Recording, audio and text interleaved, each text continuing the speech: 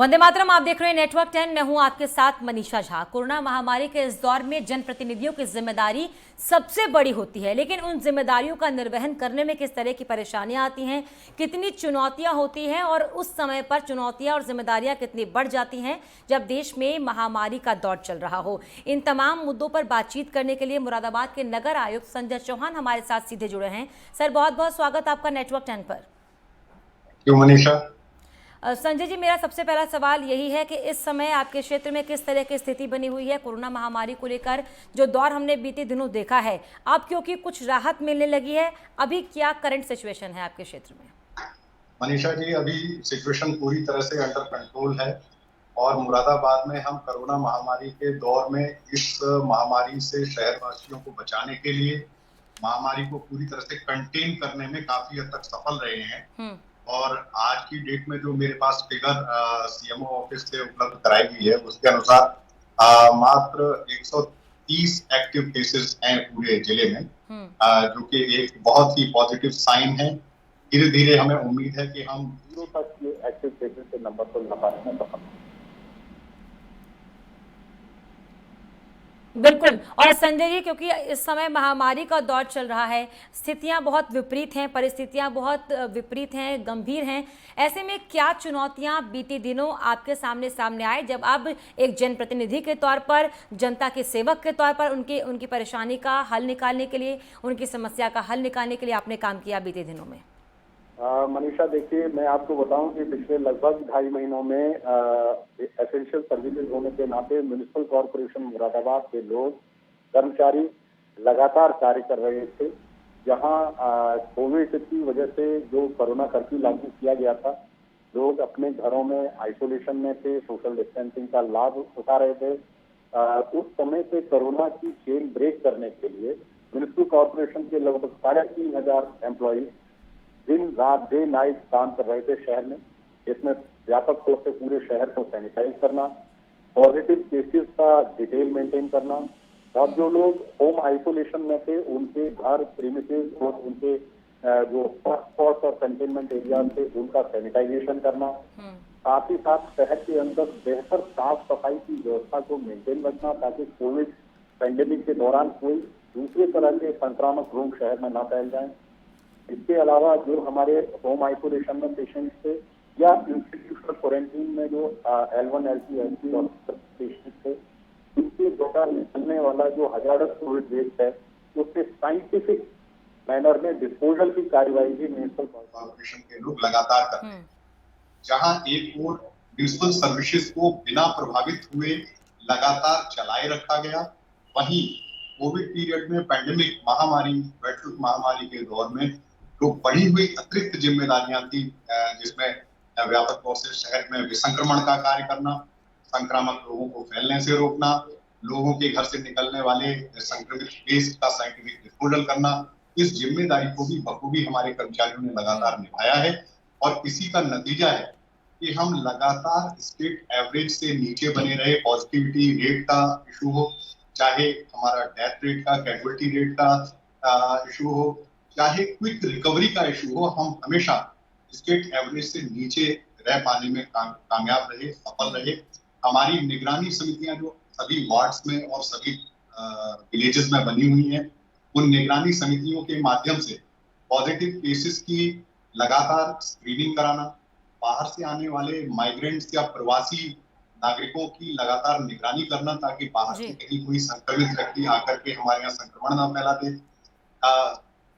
Screening के बाद जो हमारे पॉजिटिव केसेस सामने आए, उनका हेल्थ मॉनिटरिंग और हेल्थ ऑडिट लगातार करते रहना कि कब उन्हें होम आइसोलेशन में रहना है और कब उनको इंस्टीट्यूशनल हॉस्पिटल्स में ले जाना है, इस पर एक सतर्क दृष्टि बनाए रखना, मेडिकल किट्स का डिस्ट्रीब्यूशन करना, सोशल डिस्टेंसिंग का पालन कराना, इन सभी कार्यों को अपनी निगरानी समितियों के माध्यम से हमारे म्युनिसिपल वर्कर्स ने बहुत हिम्मत और जिम्मेदारी के साथ लगातार अंजाम जी दिया और इसी का नतीजा संजय है कि चौहान जी, आपने मुरादाबाद में बहुत जिम्मेदारी के साथ काम किया भी और अब तक जिस तरह की स्थितियां थी उससे लड़ने के लिए पूरी कोशिश की, लेकिन आने वाला वक्त और भी ज्यादा चुनौतीपूर्ण हो सकता है क्योंकि विशेषज्ञ बताते हैं थर्ड वेव और ज्यादा खतरनाक हो सकती है। बच्चों के लिए थर्ड वेव बहुत ज्यादा खतरनाक हो सकती है, उसको लेकर क्या कुछ तैयारियां हैं और कितने तैयार हैं आप? एग्जैक्टली मनीषा, मैं आपको बता दूं कि हम और हमारा पूरा जो लाइन डिपार्टमेंट्स हैं, मेडिकल हेल्थ डिपार्टमेंट है, नगर स्वास्थ्य अधिकारी का विभाग है, ये लोग आईसीएमआर के गाइडलाइंस प्रोटोकॉल्स रेगुलर स्टडी कर रहे हैं। वहां से जारी होने वाली एडवाइजरी का पर डे एनालिसिस करके शाम को अपनी स्ट्रेटेजी बनाते हैं कि फ्यूचर में हमें किस तरीके की तैयारियां और करनी पड़ेंगी, शहर में कितने पीक्यू बनाने पड़ेंगे, कहाँ कहाँ हमें ऑक्सीजन फैसिलिटी क्रिएट करनी पड़ेगी, कहाँ हमें प्लांट लगाना है, कहाँ रिफिलिंग प्लांट लगाना है, कहाँ जनरेशन प्लांट लगाना है, कितने एक्स्ट्रा सिलेंडर्स की आवश्यकता होगी, कितने हॉस्पिटल बेड्स की आवश्यकता होगी, कितने ऑक्सीजन बेड्स की आवश्यकता होगी। ये सब मेडिकल हेल्थ डिपार्टमेंट के साथ मिलकर डे टू डे बेसिस पे इसकी मॉनिटरिंग की जा रही है। और मैं आपको विश्वास दिलाता हूं कि आईसीएमआर या एम्स से जारी होने वाले हेल्थ एडवाइजरी में जैसे भी इंस्ट्रक्शंस मिलेंगे और जो भी प्रोटोकॉल वहां से जारी होगा उसका पालन कराने में हम बिल्कुल पीछे। बिल्कुल, और ये पूरी कोशिश आपकी तरफ से की भी जा रही है, लेकिन वैक्सीनेशन जो बहुत महत्वपूर्ण भूमिका इस समय निभा रहा है इस कोरोना महामारी से लड़ाई में, वैक्सीनेशन को लेकर क्या स्थिति है?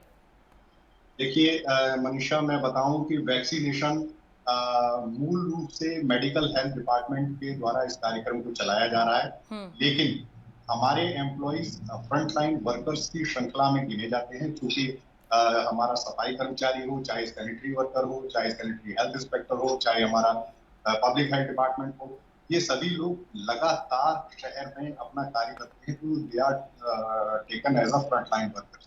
और इन सभी फ्रंटलाइन वर्कर्स का वैक्सीनेशन हम अपने यहाँ कंप्लीट कर चुके हैं और लगातार 18 प्लस के लोगों के लिए कैंप्स मेडिकल हेल्थ डिपार्टमेंट के सहयोग से लगाए जा रहे हैं और शहर में अपनी निगरानी समितियों और अपने अनाउंसमेंट सिस्टम्स के थ्रू अवेयरनेस फैलाकर हम लोगों को जागरूक कर रहे हैं कि इस महामारी का अगर कोई उपाय है तो वो सिर्फ इफेक्टिव वैक्सीनेशन है।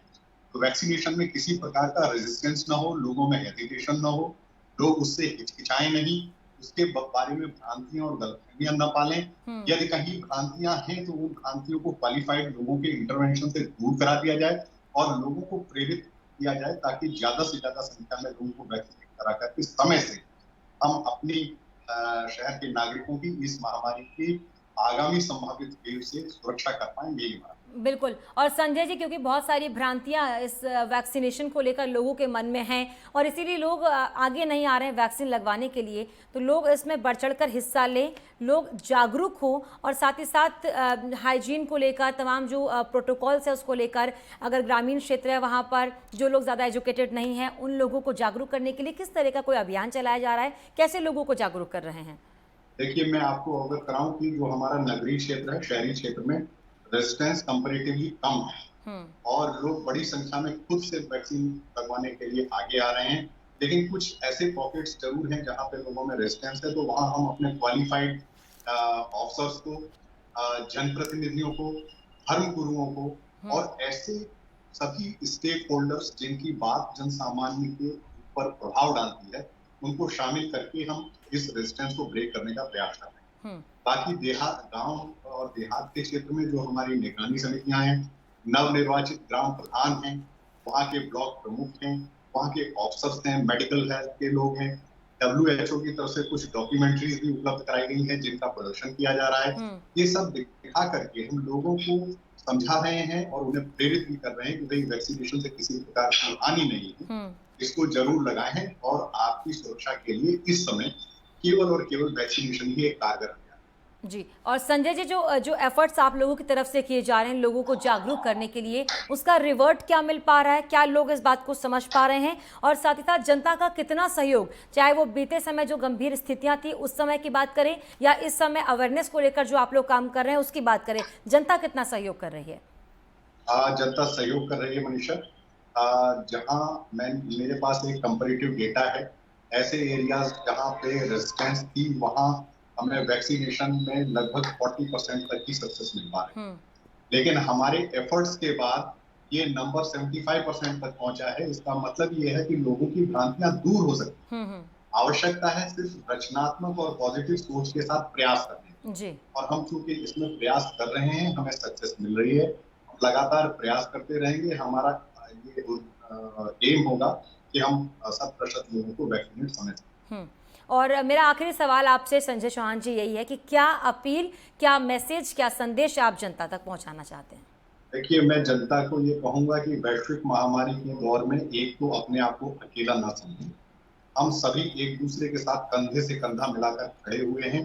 इस चुनौती के दौर में हम सभी एक दूसरे की सहायता करें, मोराल हाई रखें। इसी से हमारी इम्यूनिटी हाई होगी और हम अपना बचाव कर पाएंगे। वैक्सीन से घबराएं नहीं, इससे कोई हानि नहीं है। ज्यादा से ज्यादा वैक्सीनेशन की संख्या में लोग अपना वैक्सीनेशन कराएं ताकि इस महामारी से बचाएं। जी, बहुत बहुत शुक्रिया संजय चौहान जी आपका नेटवर्क 10 के साथ जुड़ने के लिए और जनता तक ये संदेश पहुंचाने के लिए कि जो भ्रांतियां हैं उसे भूलकर हमें एक साथ होकर, एक साथ मिलकर इस महामारी से लड़ना भी है और जीतना भी है। बहुत बहुत शुक्रिया आपका हमारे साथ जुड़ने के लिए और बातचीत के लिए। तो बता दें आपको, नगर आयुक्त संजय चौहान जी हमारे साथ जुड़े थे, जो ये बता रहे थे कि इस समय की जो स्थिति है वो एक साथ मिलकर लड़ने के लिए है। कोरोना महामारी के इस दौर में हमें साथ मिलकर लड़ना भी है और जीतना भी है और इन भ्रांतियों को दूर करते हुए खुद को जागरूक करके वैक्सीनेशन में पूरी तरीके से सहयोग करना है और वैक्सीन जरूर लगवानी है। और फिलहाल इस खास चर्चा में भी इतना ही। आप देखते रहिए नेटवर्क 10। जय हिंद।